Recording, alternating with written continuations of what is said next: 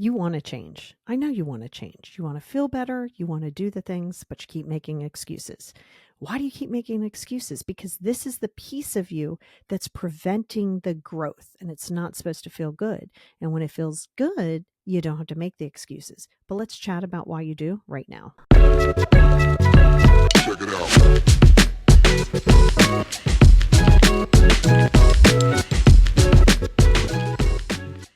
Hey, everybody, and welcome back to the Positivity Experience. It's your girl, Lori. I am super duper duper excited that you are here. I'm really excited for this topic a lot because I know for me, I used to make a ridiculous amount of excuses. I mean, listen, I think we all will at some point or another, like, oh man, I'm tired. Oh, this, that, and the third. But it's what matters the most to you and who do you want to be, which I know sounds easier said than done, but that's what we're going to talk about today. And over on Patreon, oh my goodness, I have such a good worksheet that I sat with and developed based on some of my stuff, based on science, based on psychology, because this isn't just opinion based. Let's get very clear. This podcast isn't just opinion based. You will get a lot of like real world kind of speak, because if I therapize you with science, you're going to be like, this sounds great, but it's a little sterile. However, this is rooted in science. The worksheet's rooted in science. If that's your jam, hop on over to Patreon, patreon.com/the positivity experience. And right underneath that, here in the show notes, you will see the description. You will see the link to that. You will also see a link to the podcast or to my website that takes you out to the free Letting Go workbook, and any sessions that you may want to book are right there. This topic is so important because, again, I think we all make excuses, and there's multiple reasons as to why we do that. And we've talked about several of them, right? We've talked about the fact that, you know what, your brain doesn't like change. Your brain isn't wired for change, or not change. Your brain doesn't, well, that too, but your brain doesn't like discomfort. So when you start feeling uncomfortable, you got to be like, oh my God, yeah. So this is called yeah, but, right? You don't want to be a yeah, butter. What's a yeah, butter? Yeah, but, well, okay, but, I know, but, right? So then you're constantly in that yeah, but. You don't want to do that because it's easy to do, right? It's easier to make excuses. It's easier to not take action because number one, you don't feel like it, right? Let's not call it anything other than the fact that sometimes you don't feel like it. Now, are you overwhelmed? Are you trying to do too much? Are you in a space that's just, you feel like the whole walls are closing in on you? Yes. But again, you want to focus on being the person that you want to be tomorrow. You want to focus on being the person that your inner child always looked for to come and protect them, right? Well, that's not easy, but we're going to talk about it. So, what is an excuse actually? Okay, now this is going to be rooted in psychology and multiple podcasts that I've done. Okay, we have over 230 some episodes right now. So, if you go back, you'll kind of see how they all intermingle with each other. They'll just go in a little bit of a different direction, but it's all going to come back to you and the psychology of you. But if you go back to cognitive dissonance, you go back to ego, this is going to be very, very, very helpful for this specific topic. So it's not just laziness, right? I think a lot of people are like, "Oh my God, is it laziness? Why does it feel lazy?" Or somebody tells you you're lazy, and you're not lazy. You could be overwhelmed. Now, I mean, is there some truth to saying I don't feel like doing it, so I'm not going to do it? Well, yeah, that's not necessarily laziness. You just don't feel like doing it. But an excuse is a protective mechanism. To make an excuse gives you this sense of comfort, even if it doesn't make sense, even if it feels like it's not comfortable in that moment in time, it actually is comfortable because that's what you're familiar with. We've talked a lot about that.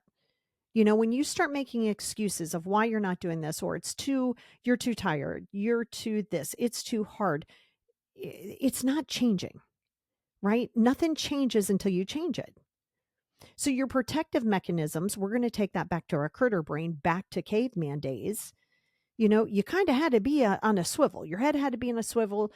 You had to be ready. You weren't sure if the saber-toothed tiger was going to catch you, or if Bob down the other cave was going to come and fight you for something. You don't know. So your brain always goes into this mode of like, panic. So know that these are protective mechanisms, especially if you are in a space of perfectionism. Perfectionism's fake, it does not exist. Go back and listen to my podcast on it. And if you are on Patreon, make sure you pull out that worksheet because it's really going to help you with this week's topic. Because part of the reason you don't do it is you feel like, oh, I got to kill it. I got to do it right the first time. First of all, you're not going to do it right the first time. Right is relative. But trust me, there are people who I remember my son, and now we just happen to bowl. He's almost 30.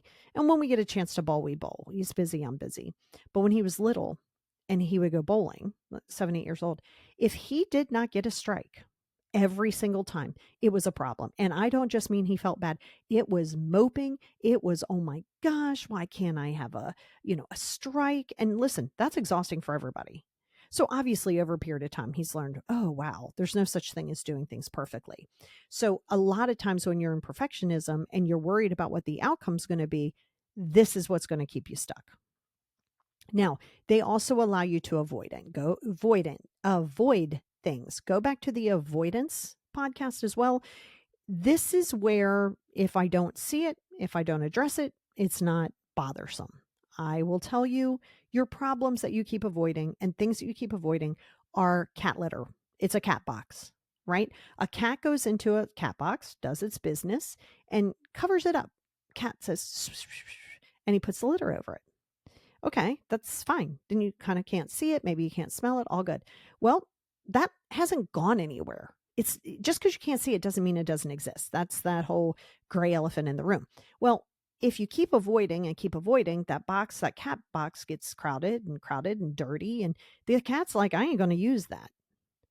Because if you don't address it, it doesn't mean that it stops. Quite frankly, it gets bigger and it lives bigger in your head.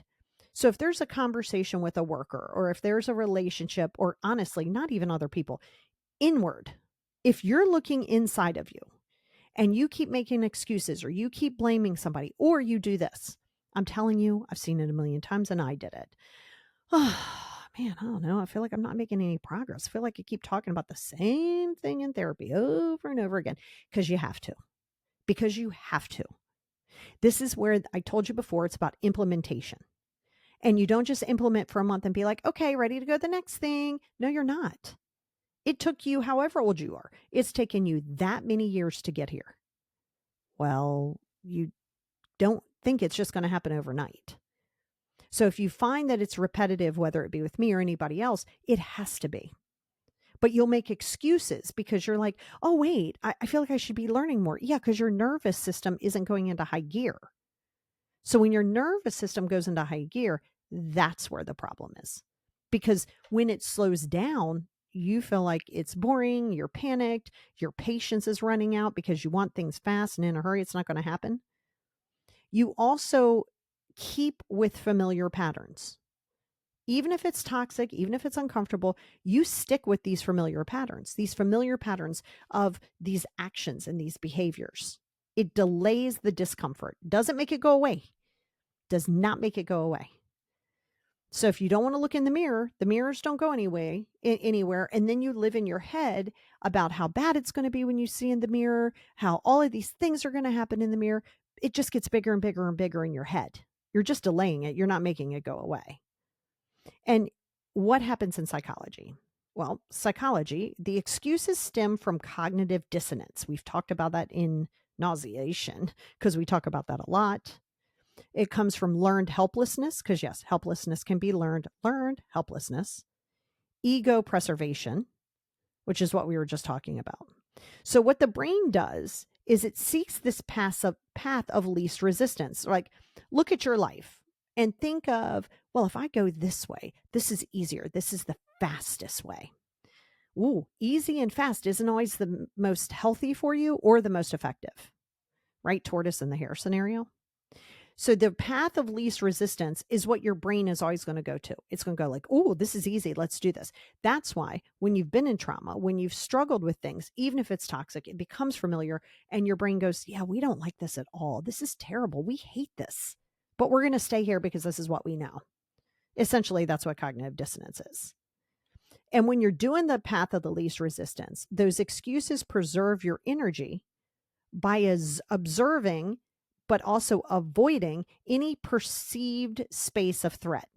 Because remember, your brain, so smart. Your brain, so stupid. Because listen, brain, we're all listening, we're all using one, but your brain believes what you tell it. So if you tell your brain, even if it's subconscious, oh my gosh, we're in danger, this change is awful, oh my God, what are we going to do? Your brain goes, holy hell, let's go. And then your brain calls their friend, hey, cortisol, what's up?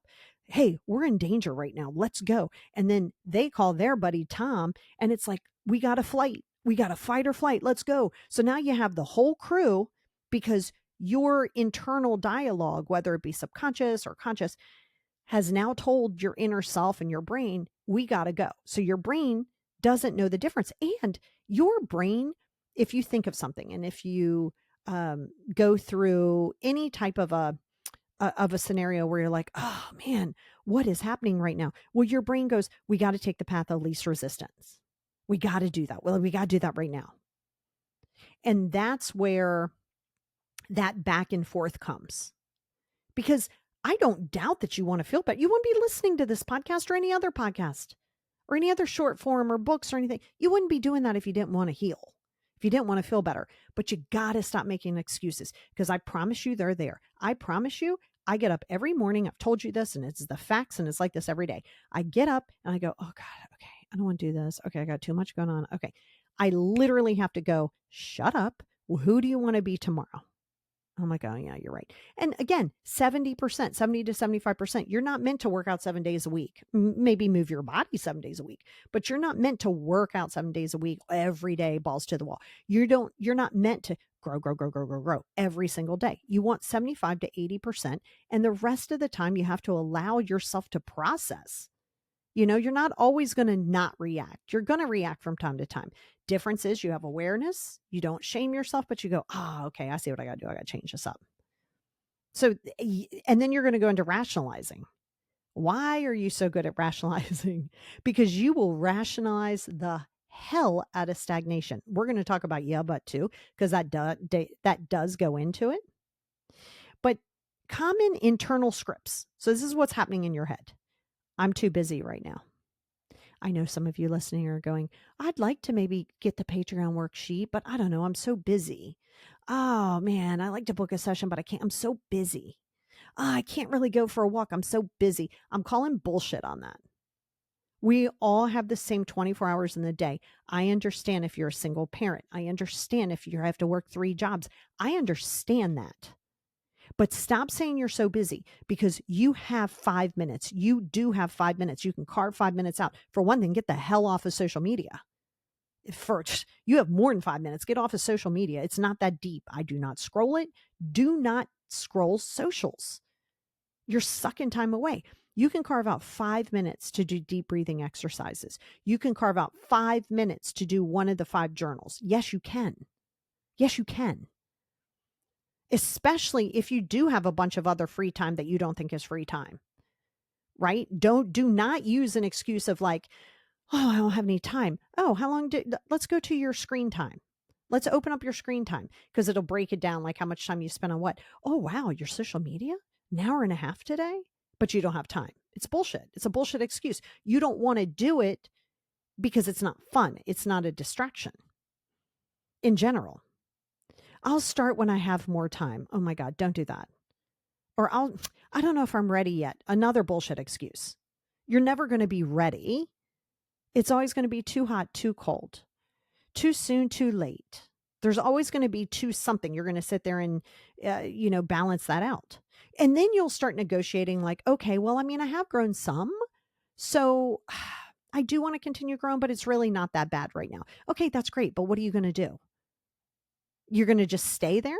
Or are you going to keep growing? Yes, you do have to pause. Yes, you do have to integrate. Yes, you have to be repetitive and repeat the same thing over and over and over again until it becomes an automatic habit and an automatic process.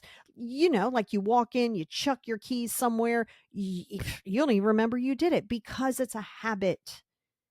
Because it's a habit. You're building on that habit. So when you go into giving yourself an out, because that's where the but comes. Yeah, but I ain't got enough time. Yeah, but I don't know if I have all of my stuff that I need. You see this a lot in meal planning or meal prepping, or, wanting to maybe start that. Oh, I don't have all of the stuff I need. Okay. Find something, rice, pasta, something, and just prepare it. Just prepare that. Prepare what you have. Oh, I got to go to the grocery store. You got something in there, and if you don't, then go to the grocery store. Don't do it after this episode. Don't do it after you scroll and watch the rest of this live. No. Go now. The problem is you keep pushing the goalpost, and there's always going to be a time that you're too tired, you're too busy, you have a headache. There's always going to be that. And again, your body does need rest for sure. Just don't let those rests become days and weeks and months, because you will immediately revert back into the habits that you have. That's, again, your brain's safe. Your brain, least resistance. We know this. Let's keep doing this. So if you have a bad habit of something, your brain goes, that's okay. We don't like this, but we're familiar with it. So you don't have to make as much of an effort, because your brain does that without even thinking about it. But now you have to say, oh yeah, here's a big one too. Well, but I don't know how. Okay, then find it. If you don't know how, you look. This podcast is giving you a space to start. My Patreon gives you a space to start. Don't tell me you don't have the resources when there's a plentiful amount of resources in the world, and they're not all paid. Tons are free. But you say you don't know because you don't want to take the time to go seek and find it. But if you don't take the time to seek and find it, then you're always going to stay in the same place. Nothing changes, nothing changes. You guys know that. You don't need me to tell you that. The philosophers all over the world have told you that. All over the world. So what are you pretending to not know? What story do you keep telling yourself that makes quitting feel logical? Because you'll say, oh, I don't want to quit. I don't want to quit. And then, all right, well, you know what? It's fine. Like, I'm going to start. I'll start again on Monday. No, you get up, dust your shoulders off that moment in time, and start again. Start right then. But don't sit there and quit because it didn't come natural to you. Don't sit there and quit because, oh man, this isn't as fun as I thought. Why are we seeking fun? Fun will come, and you carve out time for fun. But this growth thing isn't just and everything's perfect. That's not what it is. Growth isn't, oh, when I get there, I'm not going to have any problems. No, you will. You're still going to have adversity. You're still going to have pain. You're still going to have those things. That, even in healing, you're going to have that. The difference is you're not going to let it prevent you or control you. That is the difference. And I think a lot of people, I think I talked about it in the Protecting Your Peace one. A lot of people are seeking this magic mecca of no confrontation, no conflict. I'm non-reactive. I'm doing these things. I don't have to deal with it. You're right. You will get the tools to where you're not activated. You will get the tools, should you use them, to where you can distance from the things that aren't serving you, or be in the same room with something that isn't serving you and not panic about it. But that doesn't mean it stops. That doesn't mean it goes away. That doesn't mean that discomfort just stops. It doesn't. It's still there. So you're not looking to get rid of that. You're not looking to run from it. You're looking to have better tools when you face it. But when you're dealing with this process of growth and growing and healing, you will continue this pattern, because that's how it works. Nothing is a straight shot. You don't just wake up and now, oh, got all these tools, I'm never going to mess up again. That's unrealistic. And you have to. I've told you, you have got to go backwards in order to use the tools that we have, or the tools are useless. They don't mean anything at all. Right? If the problem keeps repeating itself, so now the problem's repeating itself over and over again, it's no longer the situation, it's the systems that you're using. It's no longer the situation. If these patterns keep going and going and going, stop blaming the situations. It's the systems in which you're using. It's the system that you're maintaining. You're doing the same thing over and over and over again. I'll tell you when is another time you make excuses. And oh my God, you do this for people on a regular basis. Well, they had a rough day. Okay. We all have bad days. And you know what? We're all going to lash out from time to time, or over a period of time, you won't. But in the beginning, you're probably going to lash out from time to time. You're going to dump when it's not asked. It's going to happen in the beginning. but you're not going to sit there and make excuses. They had a bad childhood. They had a bad day. Oh, they're getting older. Yeah. But meanwhile, you're creating excuses for everybody. In turn, you're actually creating excuses for yourself because then you don't have to accept at that moment in time that maybe these relationships and this situation isn't for you. Because you will avoid the shit out of that. You will avoid things of seeing it as it is versus as you want it to be. You will make a million excuses. So it's not just, well, it is about yourself, but you'll even keep people in your space because you keep making excuses for them. Now, hey, you got to know the person and the people for what they do, who they are, right? We all have quirks. We all have personalities. You never want to change your personality. You just want to change some processes, but we all have things. You're not going to find somebody who just tick, tick, tick, tick, tick, checks every single box off and it's going to be great. You're not going to find that. What you do is you look, you say, these are my non-negotiables. These are my negotiables. Now you're not going to make excuses for your non-negotiables. It's kind of like saying, oh, I have this boundary. Oh, but not with mom. Then it's not a boundary. Because the same boundary with Bob at the bank is the same boundary for the guy at the school bus and the same boundary for your mom. It's not different because you're not making them individually, but you will make excuses for that. So when you keep pushing it and pushing it, you're not just making excuses just for your own growth. You're making excuses for other people's lack of growth or lack of resources. You also don't shove that down their throat. You can just say, hey, you know what? If you need anything, these are some things I've been working on. It's been very helpful. If that's something you're interested in, let me know. I'll be happy to help you. That's it. End of story. Not like I think you should, not like all of those things. Now, and I've talked to a lot of you are my clients who listen to this, and you guys know this. In the beginning, you're like solely focused on everything that's going on with you and all of those things. And then over a period of time, you start out in the wild, right? Out there in the world, in the wild. Many of you have said, oh, wow, I was able to see somebody at McDonald's, whatever. They were really in victim mentality, or they were really, you could tell that they were, in control. It's not a judgment. It's an awareness, which is cool because as you go through and you start realizing where people are, you're not as personally vested in what that outcome is going to be for them. Because you're like, oh, this person's going to be stuck in victim mentality, which we all are going to be in victim mentality until we get tired of it. And then we're going to start growing. So we're all going to have been there at some point. You just don't want to live in that neighborhood. Okay. So just letting you know that it doesn't just come from you and your learned helplessness or the resistance to doing it.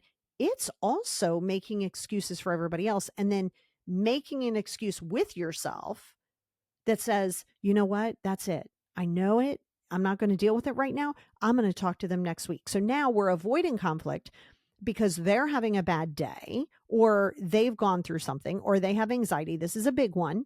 Oh, but they have anxiety. I hear you. I've lived with anxiety all my life, pretty severe, very severe. That does not give me permission to just get a free pass because I have anxiety. And you will make excuses for people. But again, when you're making excuses for them, you are actually making excuses for yourself as to why you don't want to distance, as to why you don't want to push them away or whatever the case may be. That's where it comes into. And that's the psychology behind it. It's the feeling the need to fix. If you are a people pleaser, if you were given that title, if you adopted that title of people pleasing, if you're trying to make yourself valid by being needed, you will always make excuses as to why you can't pull back. But you got to look inside now and go, why am I making excuses for making excuses for them? A lot of excuses happening here. So you got to push and pull with your own self because that's the stagnation that you're familiar with. And that's the stagnation you're going to stay in. What does accountability really look like? Because until you accept your role in your life, you will always blame other people. You want to be the biggest problem because that's the one person that you can not fix, but you can fix the process. You can change things. That's why you always want it to be you. But accountability isn't about that shame, right? You're not going to be like, take accountability. Definitely not about perfectionism. It's not about shame at all. It's the radical self-honesty. So radical acceptance, but you got to have radical self-honesty. Got to have that. Because if you're not going to be honest with yourself and you're going to look at it and you're going to therapize yourself, then you're resisting.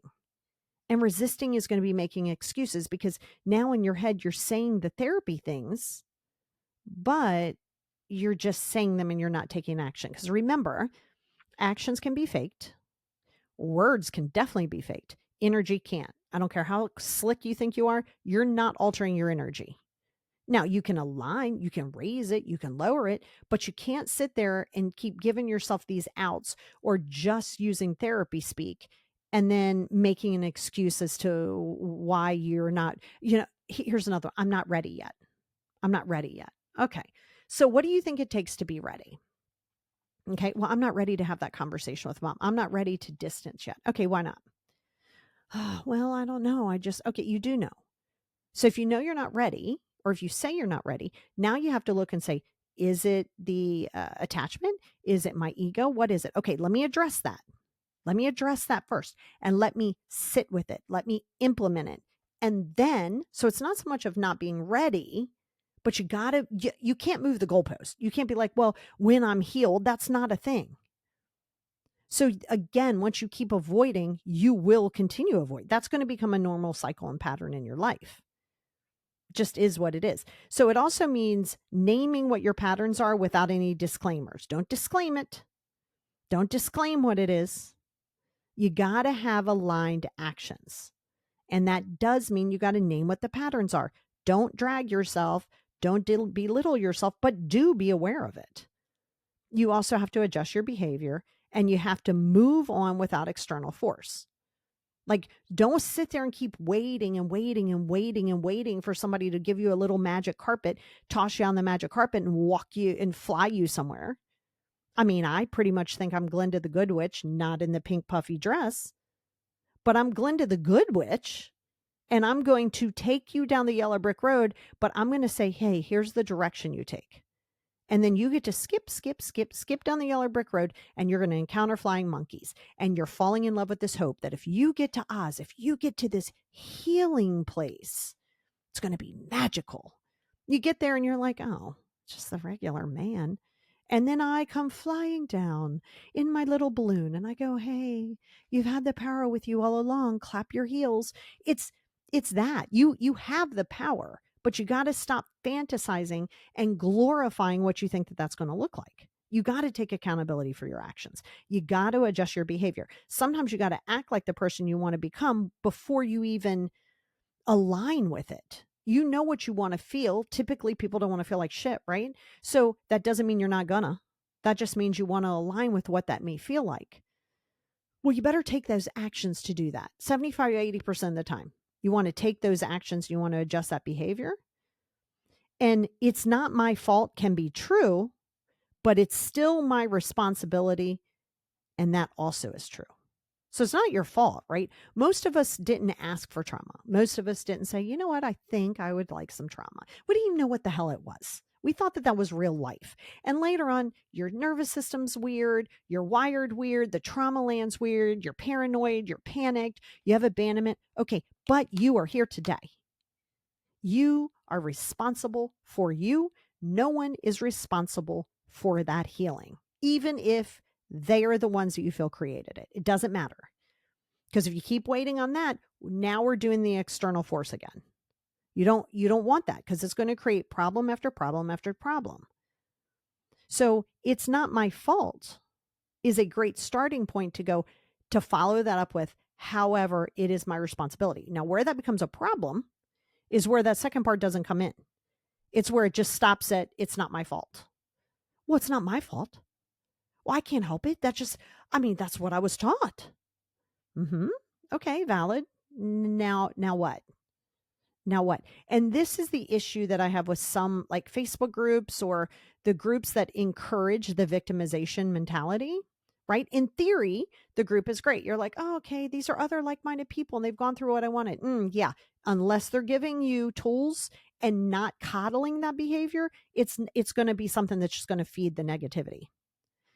Oh, I was married to a narcissist. It was terrible. They destroyed my life. I was too. Oh my God, it's terrible. Me too. I don't know what I'm going to do. I can't continue on. Well, me either. That's not helpful. That's not helpful. I know you think aligning with people who can see it and who have been there is helpful, but it is only helpful if they're like, okay, yep, that was shitty. It sucked. Yep, we have some damage behind it. Let's use some tools. Let's get in there. Let's try not to allow ourselves to keep drifting into that world, right? Because we know narcissism can create massive problems for you, but you don't want someone to feed that victimization. This is why people therapy hop. It's why people doctor hop, because they just want that one person to go, you're right. Okay, be right or be healed. Be right or work on your healing. So just be careful of that. It's not my fault. Be careful of that. It's true, but you must follow that up with, however, this is my responsibility. I am accountable for where I am today, regardless of how I got here. So helpful. Now, there's an emotional cost. Remember, nothing's for free, right? Nothing's for free. It's funny. I was talking to somebody before I go into this. It's just a little offshoot story. And, somebody said, oh my gosh, if I was only married to this person, they had all this money and blah, blah, blah, or whomever, whatever the person is, it'd be great. That's not free.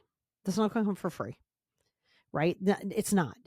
So now you have this private jet and all this stuff that comes with a cost.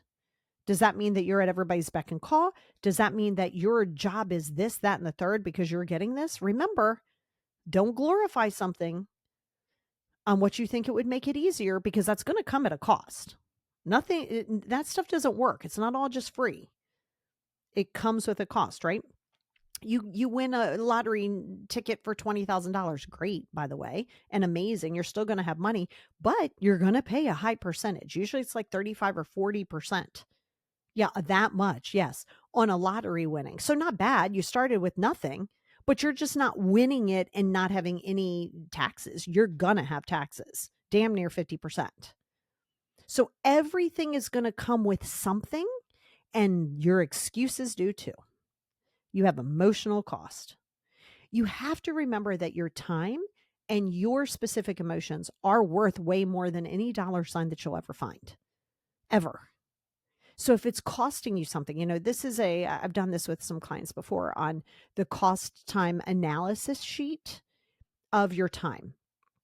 It's very, very important, and maybe we'll talk about it another time. But I am talking about over on the Patreon on the you get one extra bonus episode if you're in the higher tier, and I am going through the top 5 questions. I can't remember if this is one of them, but if it is, you can find that there.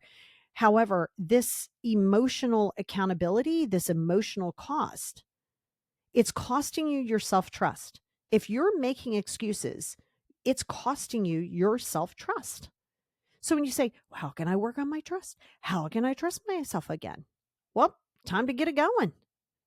Time to get it going, because you have to fall, bust your face open from time to time, get up, bandage that thing up. You might have a few scars, but you're going to keep it moving.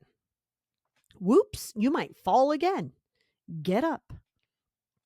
Doesn't matter how many times you fall, you got to get up. Maybe you get up half-assed, but you get up nonetheless. So your excuses will cost you the self-trust. It will drain your energy through repeated cycles. It will for sure strain relationships, and it will foster low self-esteem. So let's talk about it from the relationship perspective. If you keep making, or they keep making, whomever keeps making excuses for actions, and again, listen, every day you're not going to kill it. Every day, somebody else might pick up 145% of the day, and you might pick up 2. It's okay. Like, that's kind of human life and relationships, but it will strain relationships if you keep making excuses for your behavior, if you keep making excuses for your lack of processes or progress. You don't want to do that, because every single one of those excuses will make it to where people can't trust you. Or they're like, okay, well, you said you're working on this, but you're not. And I don't mean having a road bump and keeping it moving. I mean making excuses because it was hard. I wasn't ready. Blah, blah, blah. All of the above. So it's going to cost you that. That self-worth also does, because that's where you might be creating these big dreams. Okay, I'm going to lose 50 pounds this month or this year. I'm going to do this. I'm going to start this new business. I'm going to do all these things. That's your first issue. Because no, you're not. Your lack of patience, your I need it right now, ego, but your lack of patience that makes it seem like why aren't we moving faster is part of the issue as to where you're stuck. I just want to feel different. Well, I could give you the magic stick right now. Boom, not a 50-cent magic stick. But if I went bam and I hit you with this magic wand, okay, and took all your problems away and you had no low self-esteem, well, guess what? You still have no tools. So in that immediate day or maybe week, you're flying high. And then something happens in the real world and you're like, I don't know how to process this because it's not going to stop, right? If I said poof, magic, I mean, things are still going to go on around you. People are still going to people. So the same issues are going to come up at different times. But if you don't have the tools, then why did I take it all away from you in the first place? Because taking it away does nothing to giving you the tools. So when people say things like, I just want to feel better. Okay, well, what are you doing to get there? What are you doing to get there? I've told you this Super Bowl analogy a million times. If I give you a Super Bowl ring, it means absolutely nothing other than you hawking it and getting some money. Nothing. You didn't earn that. You didn't even, they're not even celebrating it from a Super Bowl perspective. They're celebrating the fact that limited people get there. They've tried this since they were 6 years old. This was their goal. That is what they celebrate, not the stupid ring, not the free trip to Disney and the MVP card. Cute, great. That's not what they're celebrating because they did the work. And you know what? Sometimes you're going to bust your ass and you're going to do the work and you're never going to hit the Super Bowl, but you will have accomplished a lot because you have the resilience now. You're learning the things. So that's why you want to be careful of putting your entire being into this goal. You have something that you're working towards, but what you're working towards is just a marker. That's not the success. Getting to that place is not the success. It's the progress in every little single teeny tiny step that you take forward and backwards. That is the success. When you start to get to this goal point, you're like, look at that. Took all those steps I needed. I'm going to celebrate this. Sit with it. And then say, okay, well, what's good? What's going to be another goal? It doesn't have to be over the top. So this is why you have to be careful, because if you make excuses and you have no self-trust means low self-esteem. So it's one thing after another. So there's a cost there. You're reinforcing this stagnation. The longer you delay the alignment, you're not avoiding failure, you're reinforcing the stagnation. The habit. It's going to hurt. It is going to be triggering. It is going to irritate you. It is going to activate you. Great. Because if you don't learn emotional regulation, radical acceptance, a million other things along the ways, boundaries, if you don't learn that within patience and you're not consistently practicing it, I don't care what you tell yourself, how many journals you do, how many podcasts or how many therapy sessions you go to, it all falls back to you. And I told you that's the best thing for you. Best thing for you, because you are in charge of you. You're not in charge of your partner. You're not in charge of people around you. You're not in charge of that. Think about that for a minute. Think about you being your issue. That's a good thing. My God, that's a good thing. Because you're not looking to validation in anybody else. You're looking and going, okay. Somebody didn't give me the instructions to this life manual. I screwed it up a little bit. Look at me. A little irritated. Abandonment. Blah, blah, blah. I got to learn it. It's like you're YouTubing it. But you didn't know. People can only give you the tools in which they had, so they might not have the tools. And we're all just trying to figure out life on our own. So that's where you're creating your own rules. And that's good. You got to give yourself that opportunity. So when you tell yourself, right, the next time you make an excuse, you're not going to belittle yourself later. When you make that excuse, if you can, and I know you can, but go, what am I avoiding? Is it the discomfort? Is it I don't want to do it? What is it? But now you go, who do I want to be? Who do I want to be? And it's not a perfectionist and it's not perfect. It's not any of those things. Who do I want to be for me, not the world? Who do I want to be for me? And are my excuses promoting that or holding me back? And sometimes you're going to have those excuses, and sometimes they're going to be real, and sometimes you're just going to be like, all right, screw it, whatever. I'll make the excuse. I'm going to stick with it. Just acknowledge it. Again, you can't be on throttle all the time. You do have to have rest. You do have to sit back. Just don't allow yourself to talk yourself out of something that you fear, because that's going to cost you more than your emotional resilience. That's going to cost you any type of peace that you think that you're developing. And it will cost you relationships with yourself and with other people. So you got to break these, and there's strategies that are proven effective. Yes, it is a 3-part audit. You want to do what we call a 3-part audit. Number 1, what do you keep excusing? Okay, now we're going to go deeper in this, way deeper on the Patreon. So if this is a start for you, jump over there too. Really be honest with yourself. What do you keep excusing? Is it the bad relationship? Is it the not getting out of the job? Is it the not starting the exercise? Is it the, oh my gosh, what is it? Just be honest with yourself. And I would say, I'm telling you to pick one, but if you can pick 3, that's good. But pick one. What is the fear of that underneath? So let's say it's getting out of a relationship. I fear getting out of this relationship. Okay, why? Well, I might be alone. Okay, so now you have fear of being alone. It's not, you don't fear getting out of that relationship. You fear being alone. Now we address that. Well, and why is this a problem? Why is being alone so problematic for you? Right? So first you go, I'm avoiding in this fictitious scenario. Well, it's a real scenario for some of you. I need to and want to get out of this relationship. That's the best thing for me. Okay, well, why are you avoiding it? Like, what's that fear? Well, I don't know. What if I'm alone forever? So now we have what it is. We have the reason for it. And what aligned action are you avoiding? Is it having that conversation with a lawyer?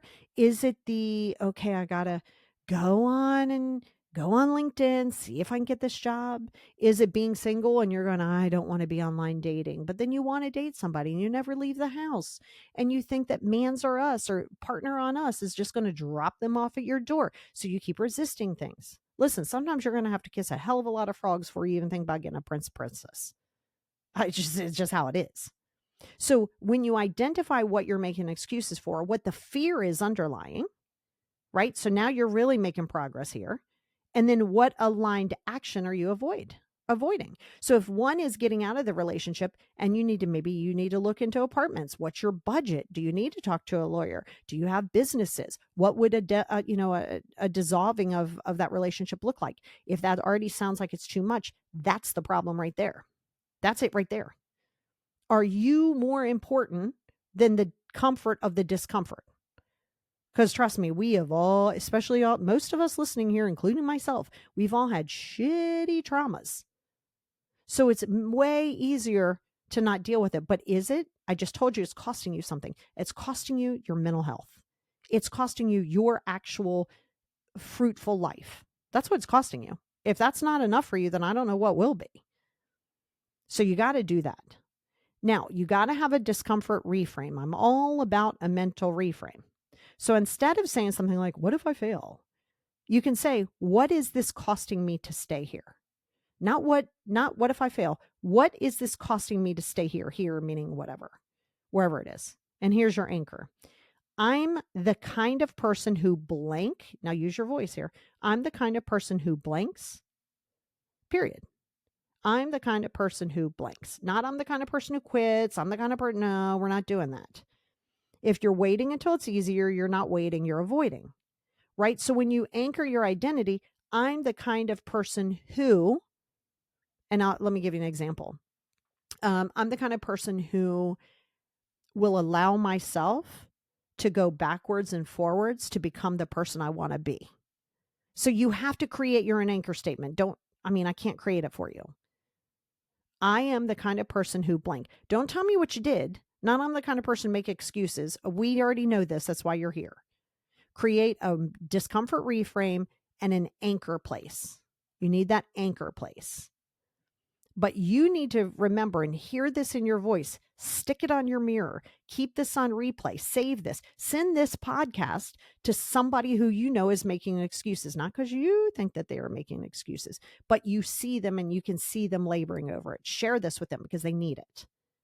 They got to have it if they want it. But you got to hear this in your mind. And this is me telling you, if you're waiting until it's easier, you're not waiting, you're avoiding. So now you can say the I am.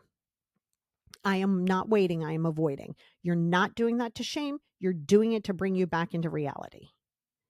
Because you don't need more motivation. Motivation is fake, it does not exist. Inspiration does, motivation does not.